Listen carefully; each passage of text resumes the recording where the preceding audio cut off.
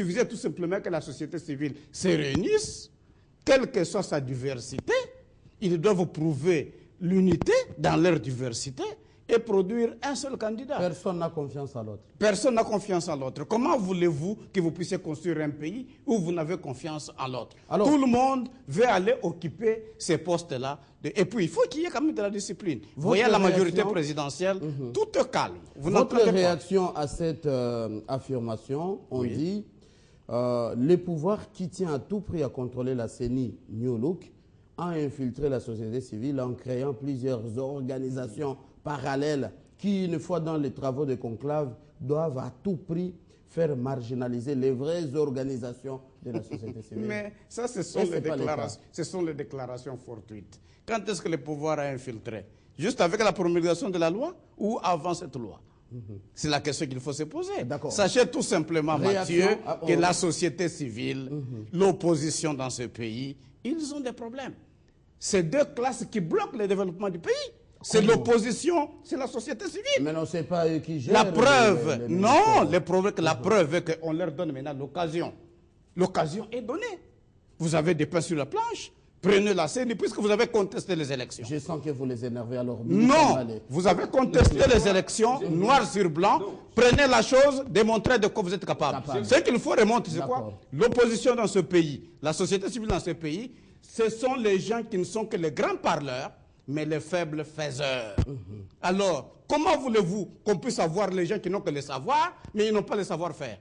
Quelle est la société qui peut avoir un groupe d'individus qui ne maintiennent que le savoir, mais un savoir-faire inutile, un savoir-faire nul? Zéro. Alors, Billy Kambale, votre réaction? Non, je crois qu'il y a des affirmations graves. Non, l'opposition n'a aucun problème. Le problème, c'est que nous sommes en face d'une majorité, une majorité versatile qui veut absolument contrôler, fouiner, sonner partout. Tenez, Malou Malou est à Kampala dans la délégation gouvernementale. Malou Malou a piloté plusieurs programmes initiés par le gouvernement en place. Mais on veut l'infiltrer dans la société civile pour le propulser comme membre de la société civile. Mais ça, c'est une tricherie. Il faut qu'on accepte. Puisque notre ami Tchombe là, et notre ami Jérôme Bosso et nous autres, et d'autres amis de la société civile, lorsqu'ils se battaient dans ces pays pour obtenir la révision de la composition de la CENI, où était Malou Malou? Où étaient tous ces gens qui sont en train maintenant de rôder autour de ces postes, de lorgner autour de ces postes? Non, il faut savoir que c'est parce que les choses ne marchent pas, parce que nous avons une majorité qui veut absolument tout contrôler et ils créent eux-mêmes les blocages. Deuxièmement, je voulais quand même mettre une mise au point sur certaines choses qui ont été déclarées. J'aimerais dire ceci. À vous de réagir. Il peut parler et puis vous allez réagir. J'ai dit ceci. Lorsque on dit que la diaspora doit faire partie de la société civile, non, nous disons non. La loi, pourtant, c'est-à-dire le combat de la diaspora devait être en amont, lors de l'élaboration de la loi pourtant organisée. Non, je ne leur dénie pas la qualité des citoyens congolais. Alors, mais il y a eu définition. Est-ce que vous savez que les organisations de défense des droits de l'homme ne peuvent pas postuler à ce poste? Parce que, selon la loi, parce que la loi peut être bonne ou mauvaise, mais c'est la loi d'abord. La loi dit, ce sont les organisations, les ONG qui œuvrent dans les structures électorales ou dans les secteurs des élections qui peuvent postuler à ce poste-là du bureau de la CENI. Il y a les confessions religieuses. Or, parce que dans cette optique-là, pourquoi a-t-on opté pour les confessions religieuses? L'Église catholique, par la SEMCO, avait déployé plus de 30 000 observateurs à travers le pays. On ne peut pas négliger une force pareille. Voilà pourquoi nous disons que la majorité arrête de tricher. Lorsqu'on nous présente la candidature de Malou Malou, nous savons d'où vient cette candidature. C'est là où les bas blessent. Et c'est là où on est en train de tout bloquer. À notre ami, c'est une question. Est-ce que la majorité j'ai fini. Permettez-moi de finir. Rapidement. Lorsque notre ami de l'UDPS affirme qu'ils sont en retraite, merci beaucoup, je pense qu'ils peuvent nous aider maintenant. Parce que lui-même a affirmé qu'ils sont en retraite. Donc, d'accord, nous prenons acte. Nous disons ceci. La diabolisation a tué ce pays.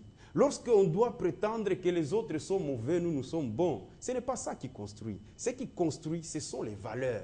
Lorsqu'on doit affirmer que parce que quelqu'un était au pouvoir, il devient l'opposition, il veut revenir au pouvoir, mais c'est ça la mission d'un homme politique. La mission d'un homme politique, c'est de conquérir le pouvoir, l'exercer pour le bien de la communauté. Donc, il faut ici qu'on arrête, puisque Tshisekedi était membre du comité central du mouvement populaire de la Révolution. Il est parti. C'est parce qu'il n'a pas été capable de conquérir le pouvoir qu'il est à l'opposition. Donc, il ne faut pas qu'on raconte aux Congolais des histoires comme si c'est la fin de l'histoire. On donne la parole à l'UDPS et puis on revient à la majorité honorable. Merci beaucoup. Je ne sais pas la mouche qui a piqué mon ami de l'INC pour s'attaquer à mon parti. J'ai parlé sur les principes. S'il se sent mauvais, il n'a qu'à se moucher. Et si vous aussi vous sentez mauvais, vous n'avez qu'à vous moucher. Le débat peut continuer. Cela montre, ces derniers développements montrent que lui et ses frères restés dans la majorité mènent le même combat pour prendre le pouvoir et ne pas servir à la population. Un opposant, c'est quelqu'un qui a des valeurs. Nous nous battons sur des valeurs et nous sommes restés constants. Nous refusons toute compromission. J'ai été écœuré d'entendre de la bouche de l'honorable que si ce pays ne marche pas, c'est à cause de l'opposition et il s'agit là d'une insulte grave lancée à la population. S'il a été effectivement élu, il doit savoir qu'il a insulté ses électeurs. Dans la mesure.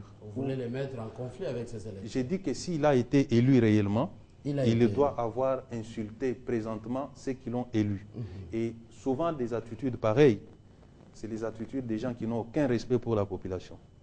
Puisque si on doit parler de l'opposition dans ces pays, messieurs les journalistes, ils ont pris beaucoup de temps, permettez-moi, je suis seul pratiquement contre tous. S'il y a une opposition dans ces pays, c'est avant tout la population congolaise qui souffre dans sa majorité.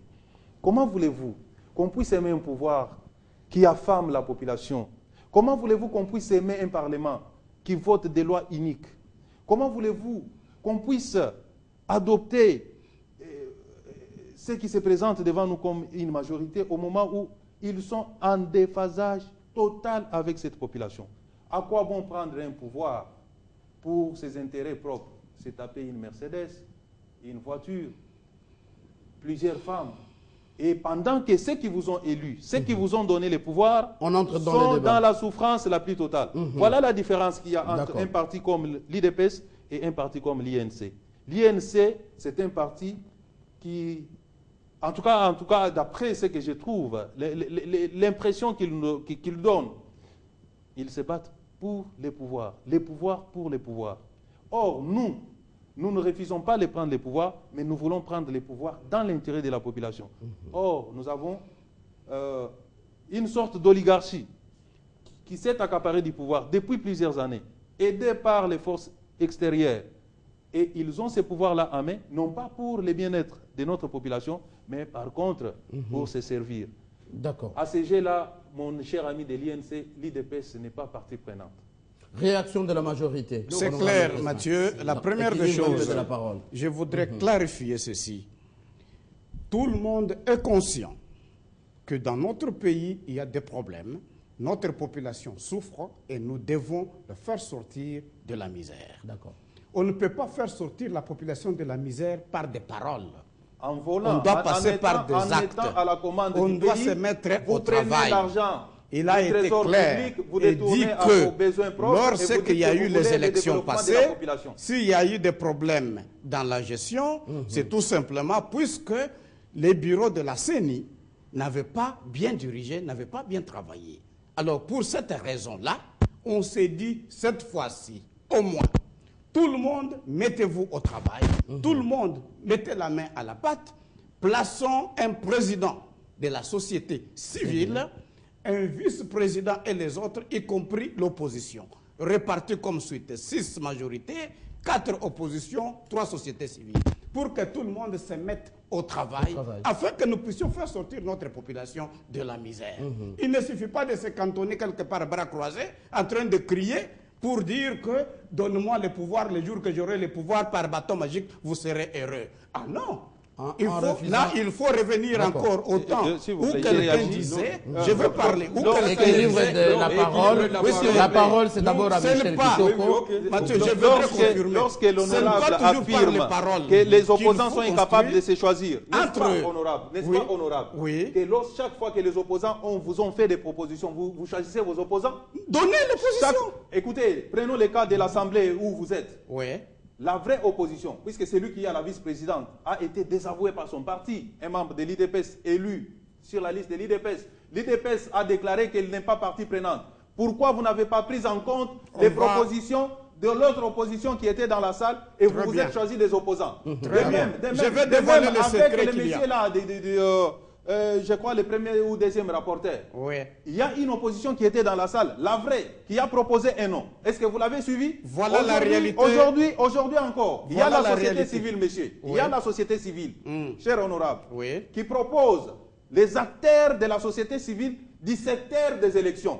Vous y citez Malou Malou. Vous y citez Dr Ngalassi, qui n'a jamais été, qui n'a aucune vision politique, qui n'a jamais manifesté les ambitions politiques pour diriger même une petite organisation dans les domaines du monde politique. Vous prenez ces gens-là et ce sont eux que vous voulez mettre en exergue. Et c'est ça les frangins que vous jouez? Voilà. D'accord. Alors, la majorité présidentielle, la majorité présidentielle n'a jamais présenté un candidat. Ça devient un débat. La majorité présidentielle n'a jamais présenté un candidat à la tête de la Il réagit en une minute, on vous donne la parole. Ce qui serait illégal. La majorité présidentielle s'occupe des postes qu'on lui a confiés. D'accord. Docteur Ngalassi, d'accord, que ce soit Malou Malou, il ne provient pas la majorité qui a proposé. De la majorité présidentielle. Vite, la diaspora, quelle est votre réaction? Justement, vous allez constater encore une fois, on vient de le dire ici à côté par notre ami de l'UDPS, qui considère qu'il faut avoir des ambitions politiques, qu'il faut avoir ceci ou cela pour présider la CENI. Alors que dans la neutralité la plus totale, il va falloir que quelqu'un qui n'a pas de couleur politique, qui n'a même pas d'ambition politique pour travailler à tant qu'expert dans les domaines comme tel. Voilà pourquoi j'en appelle à notre ami de l'UNC qui pensait et qui disait que la diaspora ne fait pas partie de la société civile. Je vous apprends, chers messieurs, ici sur le plateau de la télévision, que la diaspora fait bel et bien partie de la société civile. Malheureusement, la loi sur la CENI parle de la société civile. Et je vous dis que la diaspora fait partie de la société civile. Je dis aussi, je ne parle pas au nom de tous les membres de la diaspora parce qu'il n'a pas été mandaté, mais je considère aujourd'hui que nos amis de la diaspora ont la possibilité d'intégrer cette dynamique-là et de diriger un certain nombre de choses dans la neutralité pour le bien fondé de la nation. Voilà pourquoi je dis, j'en appelle à la conscience de Obey Minako, le président de l'Assemblée nationale, de faire un effort, de consulter encore une fois la diaspora qui doit apporter leurs contributions. Et je dis tout simplement aux amis de la diaspora qui nous suivent d'apporter tous leurs dossiers, de s'organiser de façon à ce qu'ils puissent peser là-dessus. Si jamais on refuse à la diaspora, peut-être que la diaspora va déposer une plainte en annulation contre toute forme de procédure si on n'intègre pas l'air dynamique. D'accord. Alors, vous de l'opposition, pourquoi vous n'arrivez pas à aider une fois pour toutes la société civile pour que vous ayez un président de la CENI neutre? Tu sais, Mathieu, je suis mal à l'aise parce que notre ami de l'UDPS, il dit quand même des très bonnes choses face à ce pouvoir qui maltraite les Congolais. Je suis donc mal à l'aise quand je les réponds sur certaines questions. Mais il faut que je réponde, puisqu'il faut mettre quand même les points sur les i. Non, l'UNC n'est pas un parti qui est là juste pour le pouvoir, Nous sommes les seuls... Répondez à la question. C'est très important. Je sais qu'il vous a touché. Éclairons les peuples congolais. Il n'a pas dit que l'UNC, c'est la fausse opposition. C'est le seul parti dans ce pays qui a un projet qui l'explique tous les jours, et nous avons une école nationale du parti, une invention, parce que là, on forme idéologiquement nos membres. Il faut arrêter de raconter aux Congolais des histoires. Ça devient la propagande. Nous sommes les seuls partis qui devient la propagande. Une production législative. Il faut que l'UDPS nous aide, puisque quand on voit les spectacles aujourd'hui auxquels nous affichent les députés UDPS et le parti UDPS, c'est un spectacle désolant, donc ils doivent nous aider, nous de l'opposition. Moi, personnellement, je n'ai jamais exercé un quelconque pouvoir dans ce pays. Je suis dans l'UNC, c'est par conviction. C'est le seul parti qui m'a présenté un projet cohérent, le président Vital Kamerhe a un livre, Les fondements de la politique transatlantique de la République démocratique du Congo, où il explique comment il va créer la conférence tricontinentale atlantique pour résoudre les problèmes par rapport à tous les pays riverains de l'Atlantique. Alors, il faut que les répondez à ma question. Très bien. Comment vous, de l'opposition, vous n'arrivez pas à aider la société civile?